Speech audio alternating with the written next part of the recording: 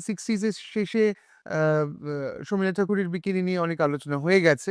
শ্যামবাজারের মোড়ে ওর ওর ওর পোস্টার জ্বালিয়ে দেওয়া হয়েছে।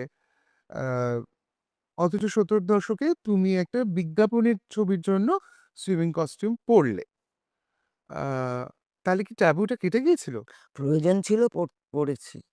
ওটা আমার নিজের ওটা পড়তে যে ভীষণ অসুবিধে লেগেছে তা না। তবে একটা প্রবলেম হয়েছিল। কি? তারপরে কতগুলো ছবি আমার কাছে আসতে শুরু করল। তাতে বেশিরভাগ সময় ঈদের সুইমিং কস্টিউম নাহলে জানি কি এই নারীদের তো আ আমি সেগুলো সব বাদ দিয়েছিলাম। ছবি করোনি। না।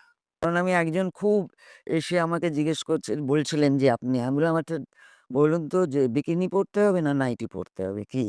হুম, তারপরে আমতা, আমতা করে চলে গেল। আর তাহলে স্টেরিওটাইপস তখনও এক্সিস্ট করত। ও তো মানে এটা যে পড়েছি বলে আমার একটা বিশাল কিছু করেছি, মানে চেঞ্জিং সোসাইটি এইসব আমার তখনও মনে হয়নি।